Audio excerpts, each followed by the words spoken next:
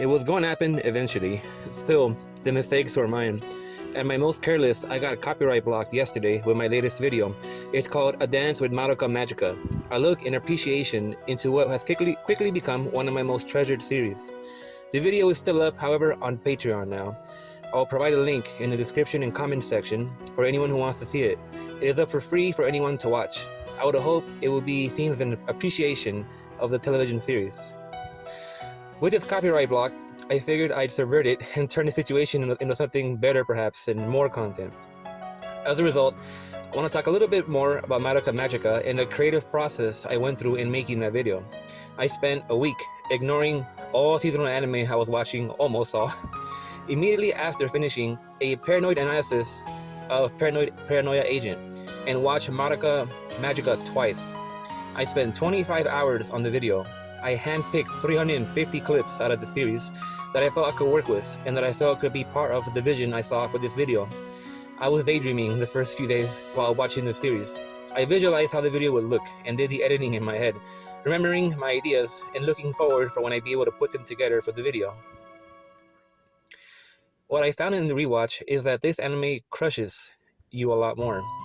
It's mostly because of Omura, and once you know and understand her pain and why she is the way she is, it all hurts more to see again. I felt the most connection with Sayaka, her tragedy of losing herself and her powers, the decline of her romance, and her redemption of tears in the end really moved me and spoke to me. I often wondered what role Madoka would play in all this. By the end, she became one of the most inspiring and selfless characters I'd ever seen. Within all the hopelessness and darkness of the series and the brutality of every episode, she shone bright and pulled me out of that misery by the end. The reason why my video got copyright blocked is because of some of the parts in 2 of the 4 songs I used. Initially, I saw a copyright claim coming, and sure, I'll take that, I've done it before. However, I underestimated how strict on copyright this composer is in particular. There was nothing I could do. The music is irreplaceable to my video. The edits will fall apart, and I had to take a loss on this one. More than anything, this will be a lesson for me to be more careful. It's tragic that it had to happen with this video. They say if you lose, don't lose the lesson. One of my patrons advised me to do test uploads, which in all my ignorance, I didn't even think about doing. That should help for the future.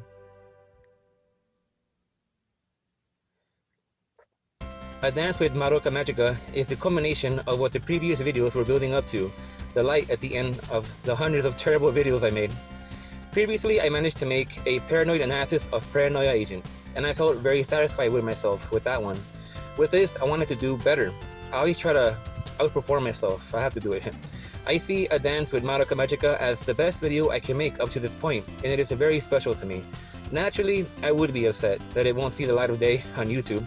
Unfortunately, it will be the ghost of my content as my current favorite video.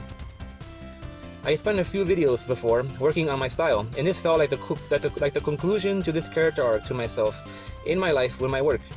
I picked up on my style by accident. A lot of what I do in my work is accidental, coincidental, and improvised. In this context, my mind of ideas feel like something that if you were to reach into, you never find the end. It is a pretty irresponsible way to make content, you could say. Regardless, I'm not getting any younger, and as I grow older, I can feel my mind deteriorating. I am alone. I don't have an editor, a scriptwriter, or a team of people helping me. I do all the work by myself. I want to be an example for aspiring content creators as someone who had nothing, almost no money, no experience, no professional equipment, no audience, but kept going. And out of passion and love for my work, I persevered and found a better way. I'll be honest with you. I cried when I watched my introduction to A Dance with Madoka Magica after the finished product was rendered.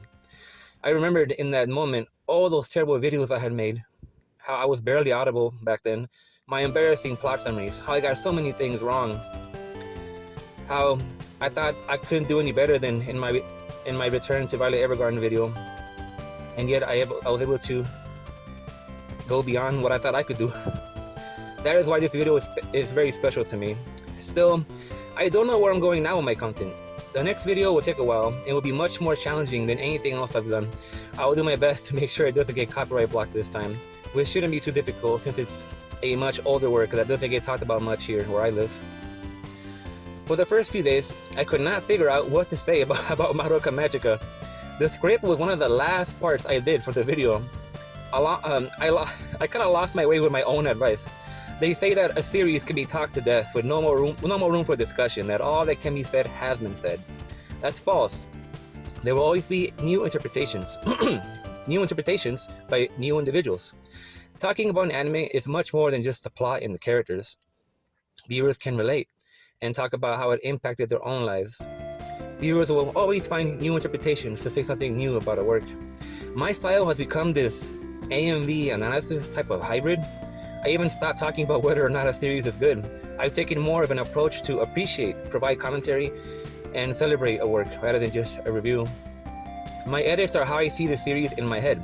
I don't want to just put in long random clips. I want to do my best to make every clip have a purpose. In this video, I open with a 1.5-minute sort of visual storytelling of the series. There is attention to detail in every second of this video.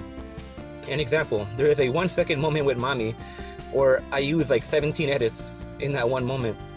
It's where she's spinning and attacking the monsters. I used several cuts to black between it because I wanted to make the edits feel as if they were dancing with the music. That is why I called the video A Dance with Madoka Magica. Cutting to black is something that just became part of my style recently with my videos. It helps me introduce climactic moments with the songs and clips, and tends to work well in other places. Timing my edits with the music and what I say is crucial, and I often push my laptop and video editor to the edge, zooming in near to max to place the clips as precisely as I can. With this intro, I wanted to visually tell the entire story of the series. I made it in a way for people who have already watched it to understand, without giving anything important away.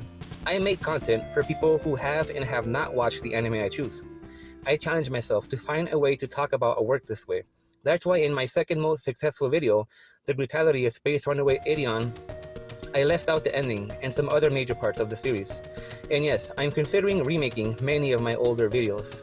Lecture, the politics of Yang Wenli in particular. Also, I try to make every video expressive in the style of the series, keeping the types of feelings and emotions it has in mind. That's why I try using the emotions of mystery in Steins Gate, melancholy in A Return to Millennium Actress in Violet Evergarden, absurdity and paranoid analysis in a paranoid analysis of Paranoia Agent, and beauty, hope, and theater with A Dance in Madoka Magica. With all this said, if you want to keep up with all of my content, just follow my analyst account. I update with what I watch live and make lots of commentary on what I'm watching. There are some reviews that are exclusive to analysts and my anime list that I don't think I'll have time for to make a video. Recently, I did a video on Legend of the Galactic Heroes, Dino Etese, Collision, and Estab Life, A Great Escape. Sometimes I'll stream on Twitch also, though usually very late in the middle of the night. I'll be gone for a while now, as I want to immediately start on my next project, and it's on a longer series. Look out for my new video, which will be titled Victory. Thank you for listening.